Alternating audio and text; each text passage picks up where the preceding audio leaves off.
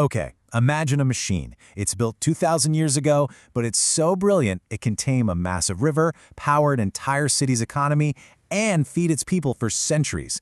This isn't sci-fi. It's real. It's the Shushtar hydraulic system in Iran. So yeah, let's dive into this absolutely incredible piece of ancient engineering.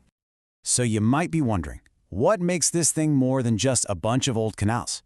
What really elevates it to the level of an engineering masterpiece? Well, the answer is what makes this whole system so fascinating. And the answer really lies in those two key phrases from UNESCO: technical coherence and functional variety. Now, what that fancy language basically means is that every single part worked together in perfect harmony. And it didn't just do one thing, it did everything. It was the city's engine, its plumbing, and its lifeline, all rolled into one. To really get this, you have to picture the massive challenge they were up against. I mean, this wasn't just about digging a small ditch. This was about taming the mighty and often wild Karun River. And, this wasn't some overnight project. People in this region had been managing water for literally millennia. But it was during the Sasanian period, right around the 3rd century, that the system we see today was master planned and built. Then you fast forward all the way to 2009, and the entire world officially recognized its genius. So we've talked about the what and the when. Now let's get into the how. How in the world did these ancient engineers actually pull this off? Let's break down the logic behind this marvel. Okay, so first, a super quick definition. When we say hydraulic system, what we're really talking about is a whole network of structures, dams, canals, tunnels, all designed to harness the power of moving water. Just think of it like a giant water-powered machine made of stone and earth. And here's the really brilliant part. The engineers didn't try to fight the river, they were smart. They adapted to it.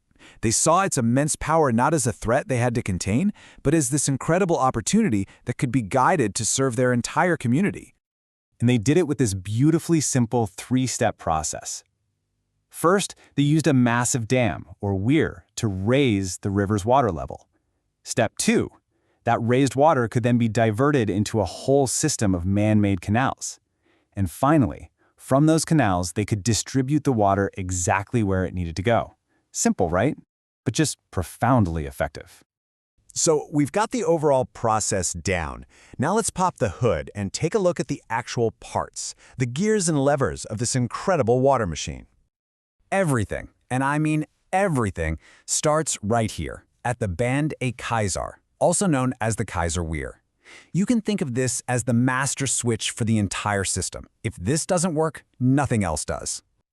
So, picture this. This huge stone and mortar structure was built right across the Karun River. Its job was simple but absolutely essential. Act like a dam, raise the water level just high enough, and let gravity do the rest. That single move is what makes the entire system possible. Okay, so once the water is diverted by that weir, it flows into this, the Gargar canal. If the weir is the master switch, then this canal is the main artery, pumping the lifeblood of the system right into the heart of the city. In this main artery was a serious multitasker. It didn't just go to one place. It funneled water into the city, it fed a whole row of powerful watermills, and then it kept going, out to irrigate huge areas of farmland. Pretty amazing. And that brings us to the really intricate stuff. The network of mills, tunnels, and bridges. This is what made this system so much more than just an irrigation ditch. These were the fine-tuning instruments that gave the engineers power and incredible control. So water flowing through the canals turned these massive millstones. Grinding grain? That was the industrial heart of the economy. Then you had a whole web of smaller tunnels that gave them pinpoint control over the flow. And get this, some of the bridges even doubled as many dams to help manage floods. It was a brilliant way to make sure water got distributed fairly and efficiently to everybody. Okay, so we've seen the nuts and bolts of how it all works. Let's zoom out for a second. Because this system, it wasn't just some technical project. It was the absolute lifeblood of the entire civilization there in Shushtar. I mean, just look at this breakdown. It gave them water for huge irrigation projects, a clean water supply for the city, power for milling grain, protection from floods, and it even created channels for local transport. This system was the reason Shushtar was able to thrive for so long. But, and there is a but, after surviving for nearly 2,000 years, this ancient marvel is now facing some very modern threats. Its long, incredible story has entered a really dangerous new chapter. And this really captures the problem perfectly.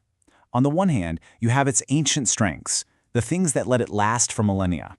We're talking high-quality construction, strong materials, a solid bedrock foundation. But on the other hand, you have the harsh realities of today: erosion, pollution, less water in the river, and even bad repairs that do more harm than good. So the huge question becomes, what do we do about it? The story doesn't have to end in ruin. Thankfully, there's a real effort underway to preserve this incredible example of human ingenuity. And experts have laid out a pretty clear path forward. It means using the right, original-style materials for repairs, strengthening the weak spots, keeping a close eye on the river itself, planning any new development carefully, and, this is crucial, getting the local community involved in protecting their own heritage. And it's a legacy that is absolutely worth protecting. This quote right here, it just sums it all up perfectly. The system isn't just a bunch of old dams and canals. It's a testament, a physical monument to a jaw-dropping level of engineering skill in the ancient world. Which leaves us all with this final, bigger question. The story of Shushtar is really a story about all of our shared history. It forces us to think, how do we make sure that the genius of the past, these incredible achievements of our ancestors, can continue to inspire and teach all of us long, long into the future?